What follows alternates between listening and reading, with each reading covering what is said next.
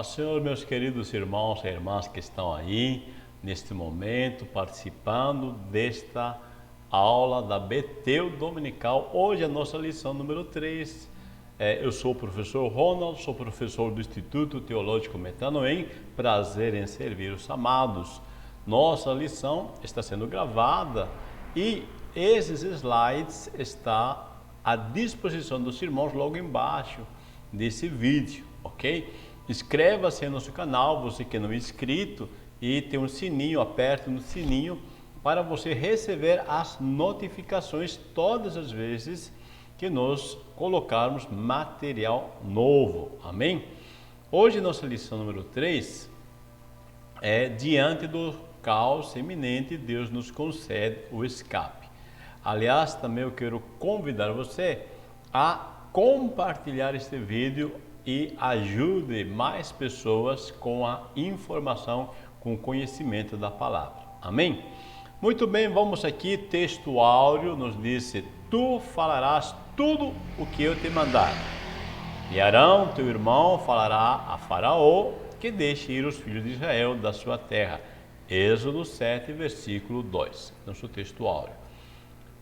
A verdade aplicada, disse: o Senhor é poderoso para levar adiante os propósitos para com o seu povo.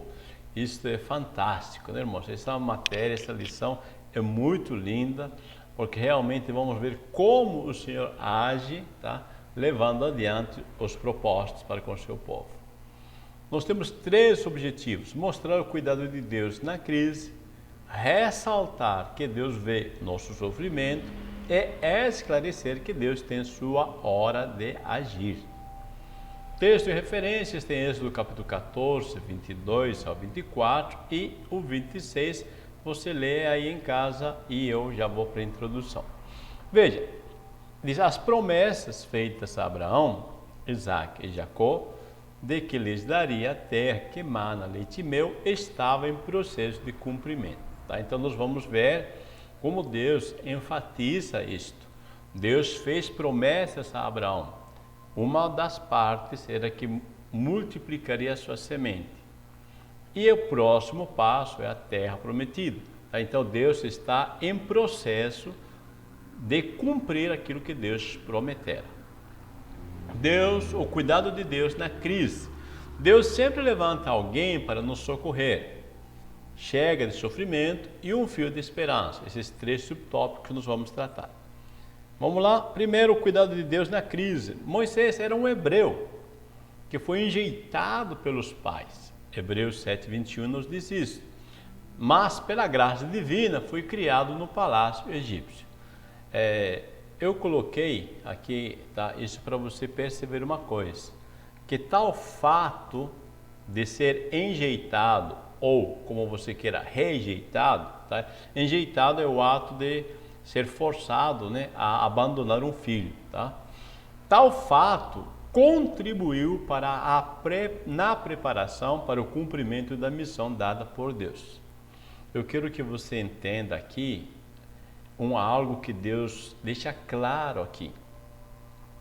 Tem momentos na tua história, tá? Tem momentos na história das pessoas, às vezes, que esta pessoa se sentiu rejeitada, seja pelo pai, pela mãe, seja por a outra pessoa, né? Se sentiu rejeitado.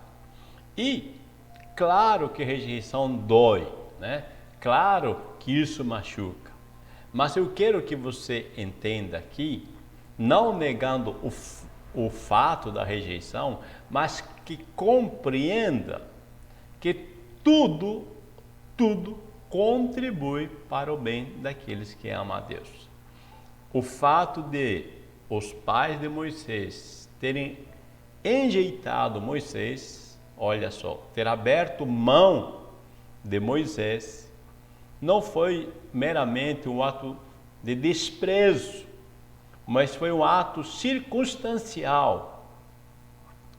Este risco que os pais estão correndo de abrir mão do filho poderia fazer que o filho morresse afogado na água, né? poderia morrer de fome. Há riscos grandes.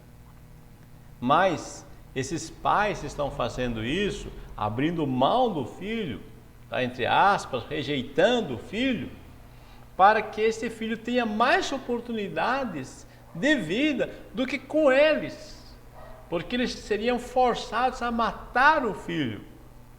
Então eles veem uma esperança ainda neste feito que eles estão fazendo, nessa atitude que eles estão tomando. E tal fato contribuiu na preparação para o cumprimento da missão dada por Deus a Moisés. Eu quero deixar isso bem claro para você. As circunstâncias de rejeição que aconteceu na tua vida foi um trabalhar de Deus para que você construísse um caráter, para que você construísse uma personalidade mais forte. Entenda que Deus sempre está trabalhando em benefício nosso. Tá? Olha, por favor, olha para este momento e entenda, tá? Deus sempre esteve cuidando de você e trabalhando ao teu favor. É só você procurar e perceber como é que, tá, todas essas circunstâncias contribuíram para um benefício teu. Pense um pouco. Deus sempre levanta alguém para nos socorrer. A Bíblia narra com zelo a trajetória de Moisés desde o seu nascimento até a sua morte.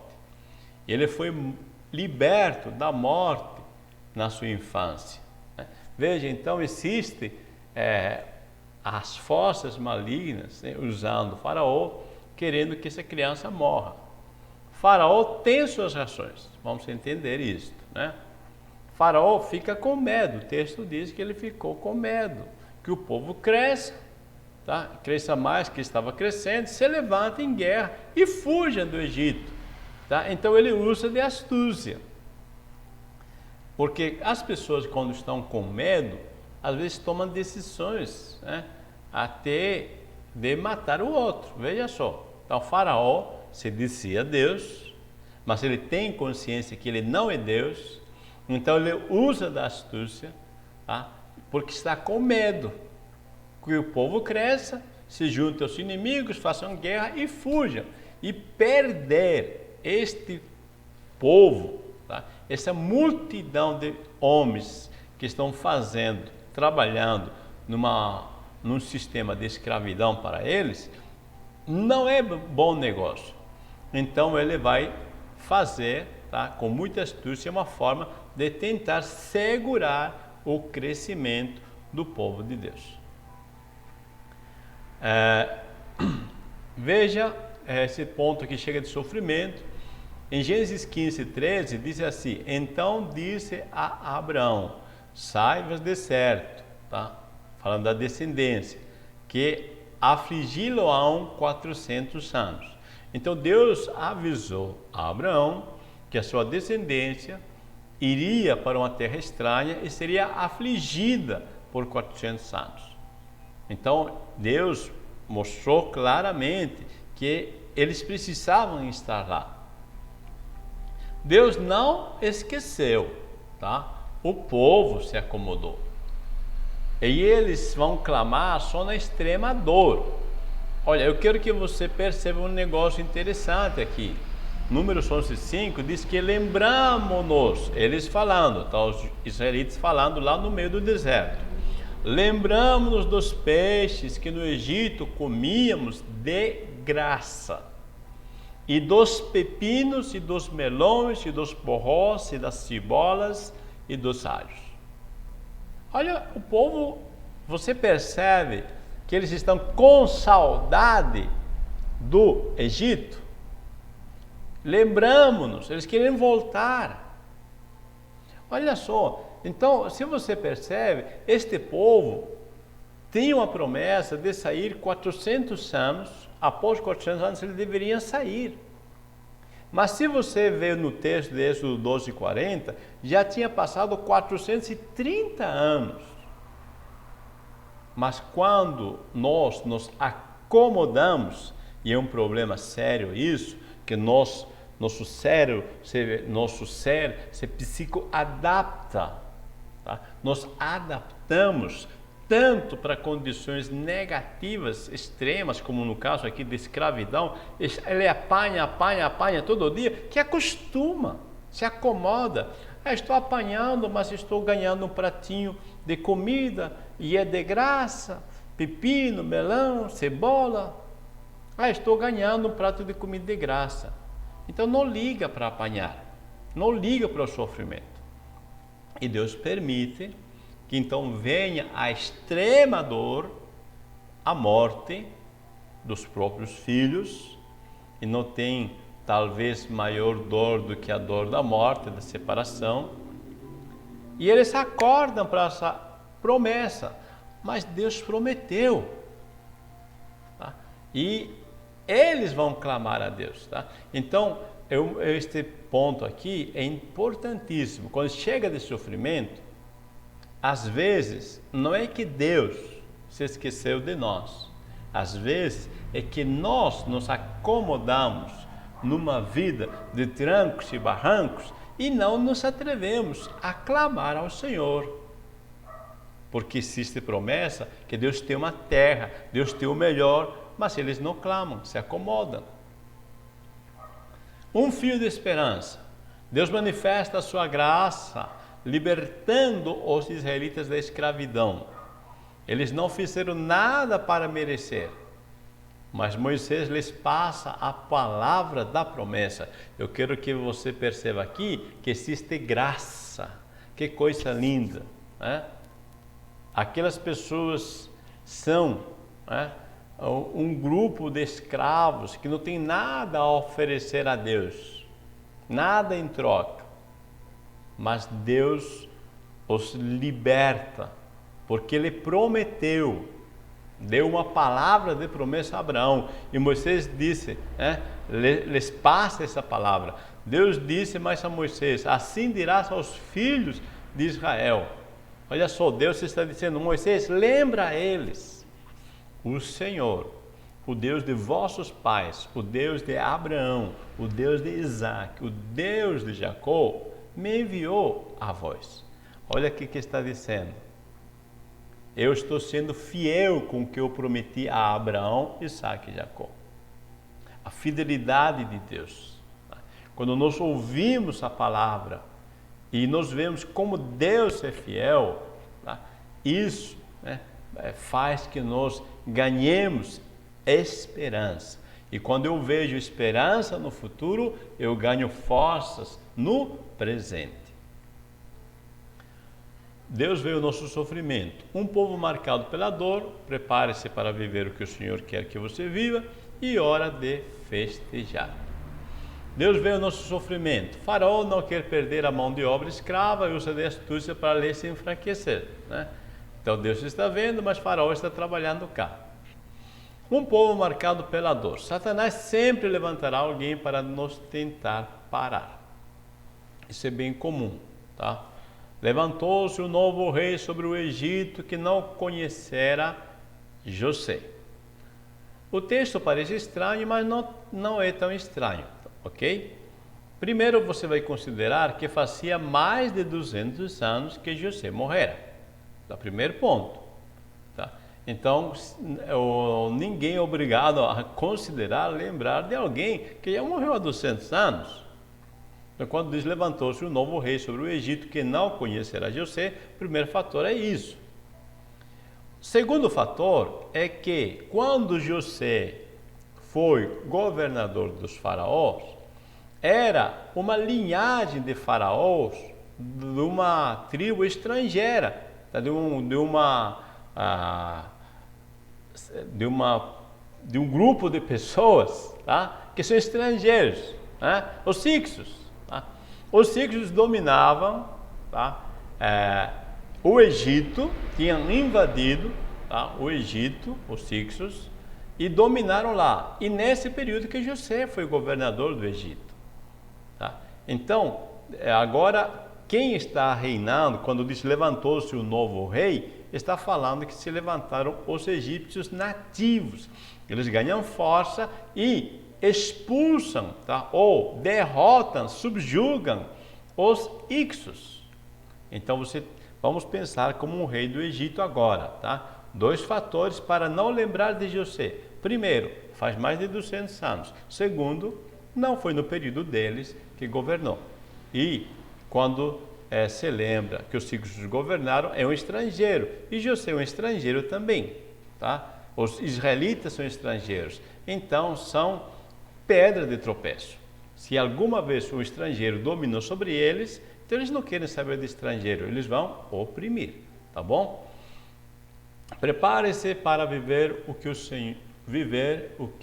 o Senhor tem, né? Tá? Então aqui eu esqueci, né? 2.2, vamos lá. 2.2, prepare-se para viver o que o Senhor quer que você viva, tá? Bom, tudo bem, você já entendeu, né? Faraó disse: quem é o Senhor cuja voz eu ouvirei para deixar ir Israel?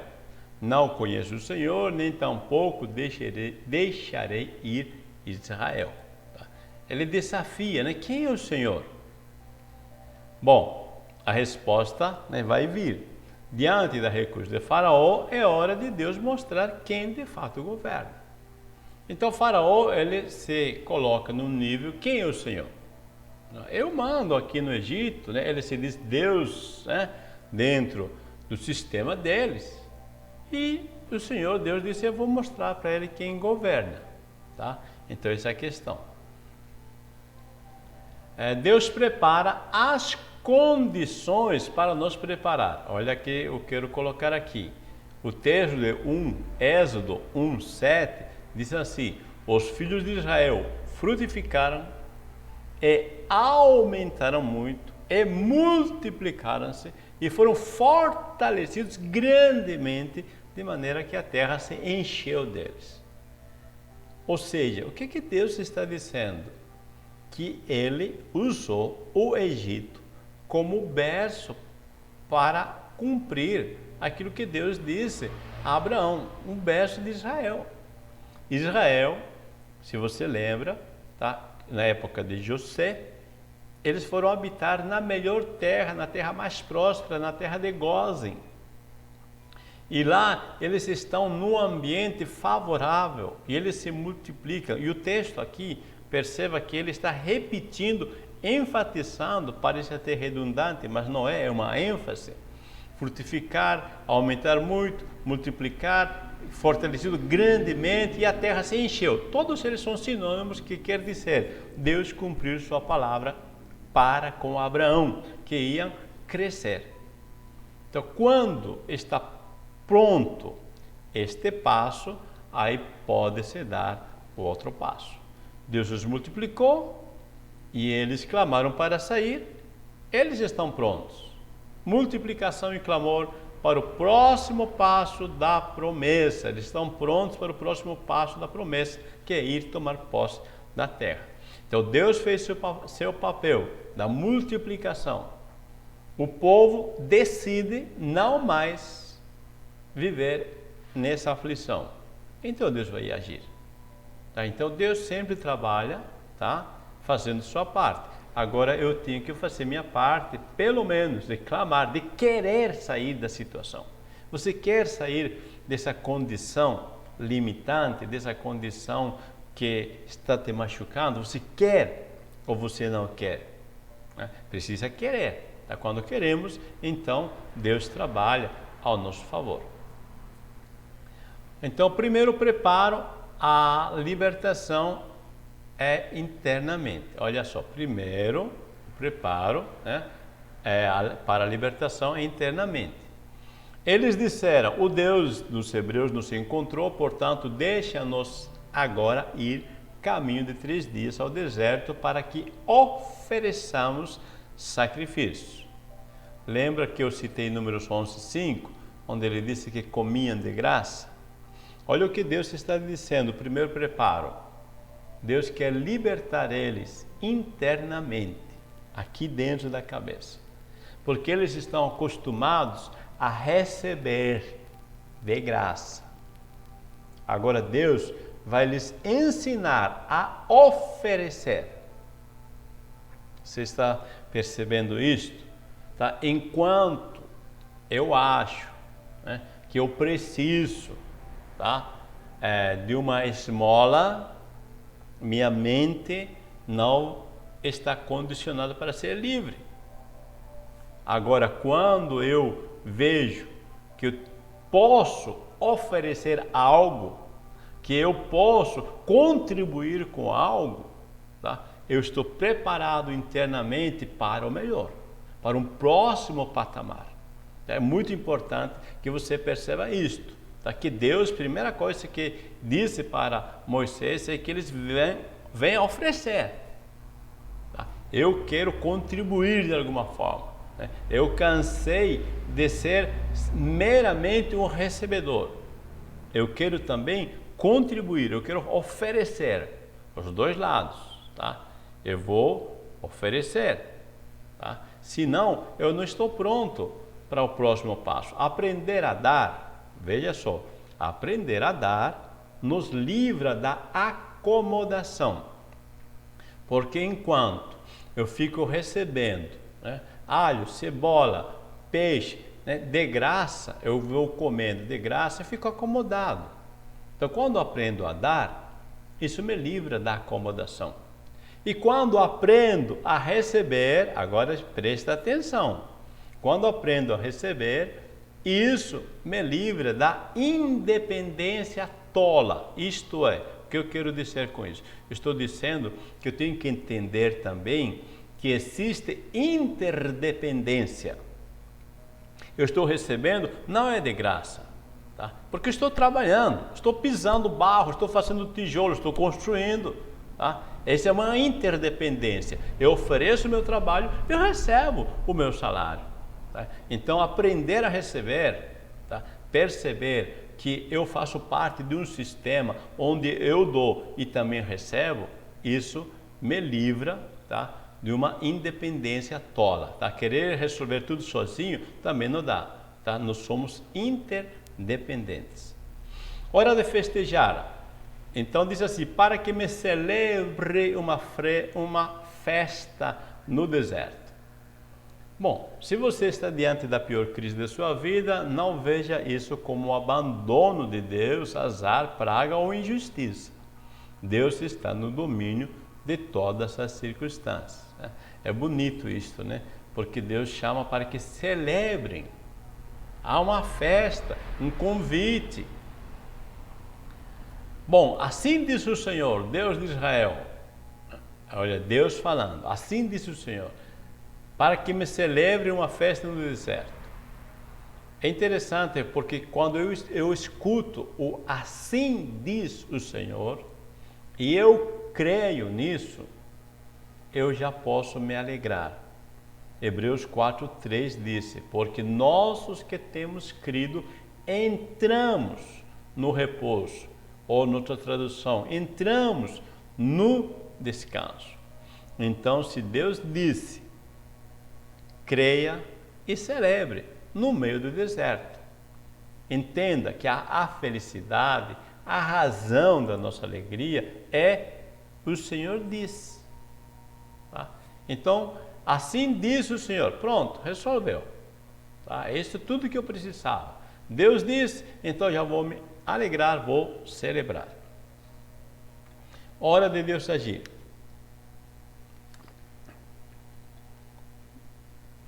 As dificuldades não apagam as promessas de Deus, prosperidade em tempos de crise, e Deus tem o controle de tudo em suas mãos.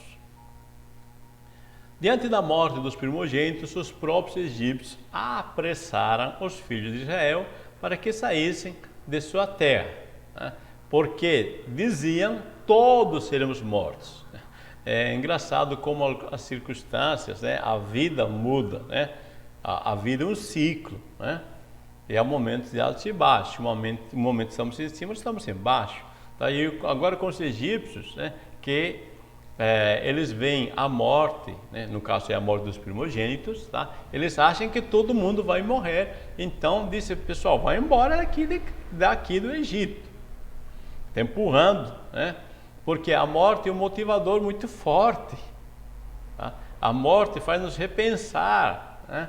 E eles não querem que todo mundo morra, eles vão embora. Tá? Estamos dispostos a fazer qualquer coisa, contanto que vocês saiam do Egito.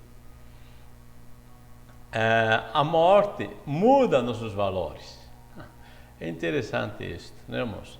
Alguém já deve ter visto uma frase, mais ou menos, que diz assim, né?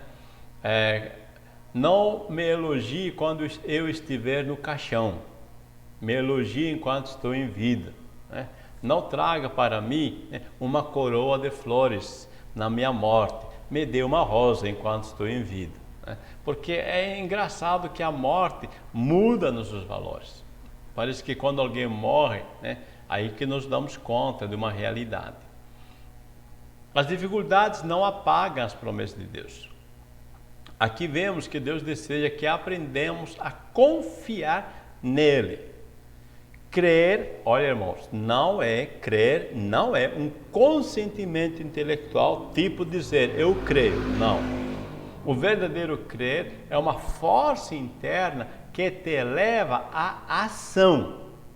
Então, se eu creio, eu vou agir conforme essa palavra. Deus espera que usemos o que Ele nos deu. Eu quero que você preste atenção no texto bíblico aqui, Êxodo 14. Moisés disse ao povo: não temais, estai quietos e vede o livramento do Senhor, que hoje vos fará. Versículo 14. O Senhor pelejará por vós. Versículo 15. Então disse o Senhor a Moisés, agora Deus respondendo a Moisés: por que clamas a mim? Dize aos filhos de Israel que marchem, e tu Moisés, né? Levanta a tua vara e estende a mão sobre o mar e fende-o, ou seja, divide-o.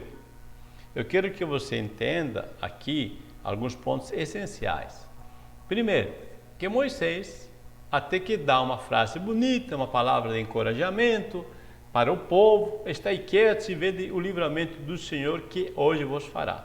Moisés está dizendo: Deus vai fazer, Deus vai livrar, o Senhor vai pelejar por vós. E Moisés vai a Deus clamando para que Ele faça, para que Deus faça alguma coisa. E Deus disse assim: por que clamas a mim? Olha, escuta isto. Deus dizendo: Moisés, eu não estou entendendo por que você está clamando a mim. Por que clamas a mim? Diz, ou seja, fala. É você, Moisés. Você que tem que dizer. Você é o líder. Diz aos filhos de Israel que marchem. E não é eu, é tu. É tu. Presta atenção, meu irmão, nisto, minha irmã. Olha que Deus está dizendo: é tu que vai levantar a vara. Tu é que estende a tua mão. É você que vai estender tua mão sobre o mar. E é você que vai dividir o mar. Não é eu. Como assim o Senhor pelejará por vós? O Senhor fará? Presta atenção. Deus, nos delega a autoridade para que nós cresçamos, amadureçamos.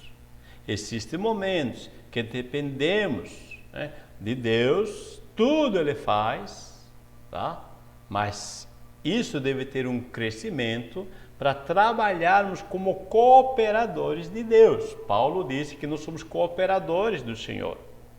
Se Deus te delegou autoridade, não te delegou para você guardar. Eu vou parafrasear isto aqui. Olha só, quando Moisés está clamando, dizendo, né, que, aliás, quando ele disse que o Senhor pelejará por vós, Deus disse: não, Senhor, não clame a mim. Por que clamas a mim? Parece estranho, porque quando estamos apertados, ou clamamos a Deus, mas Deus disse: não, você fala, você faz, diz, fala, tu levanta a tua vara. Lembramos que essa vara simbolizava a autoridade delegada por Deus. Então usa a autoridade que eu te di. Não fica a clamar: Senhor, faz alguma coisa. Deus disse: faz você. Quando você fizer o que você tem que fazer, Deus vai fazer o que Ele tem que fazer. Quando você fizer aquilo que está ao teu alcance fazer, Deus vai fazer aquilo que você não pode fazer, que só Ele pode fazer. Moisés, então, levanta a vara, estende a mão e o mar se abre. Tá? Então, entenda aqui, tá? Deus nos está dizendo, amadureça e faça a tua parte. Prosperidade em tempo de crise. Deus não somente os libertaria, como também os recompensaria. Farei ainda que os egípcios tenham boa vontade para com os israelitas, de modo que, quando sairdes, não os será de mãos vazias. Objetos de prata, de ouro, joias e toda espécie de vestimentas. Olha que coisa linda, tá? Deus disse, é isso que eu vou fazer. Os egípcios vão dar a si de bom grado, de boa vontade, e vocês não vão sair de mãos vazias. Tá? Então tem coisas que Deus faz, cria circunstâncias, e você lembra, quando nos lemos anteriormente, que quando a morte dos primogênitos vem, os egípcios aí de boa vontade, diz assim, olha, toma tudo que você quiser, prata, ouro, joias, vestes, mas vai embora. Tá? Então Deus está trabalhando, tá? E é o momento que eu quero que você perceba aqui, que é o momento de receber. Tá? Aqui é o momento de você aprender a receber com inteligência, que eu disse anteriormente. Tá? Não, aqui não é um favor, aqui é um pagamento. Tá? Então, receba a bênção. Deus tem o controle de tudo em suas mãos. Deus foi fiel, honrando a ação de Moisés em palavras e atitudes. Então Moisés estendeu a mão sobre o mar e Javé abriu. Tá? Então somente e tão somente quando Moisés estendeu a mão que Deus agiu. Minha pergunta para você, até quando você vai esperar para agir? Até quando você vai esperar para levantar a tua mão? Deus quer que cresçamos, que sejamos pessoas de iniciativa, agir conforme o Senhor disse, tá? Não é um agir independente, é agir como cooperadores de Deus, agindo segundo a sua palavra. Amém?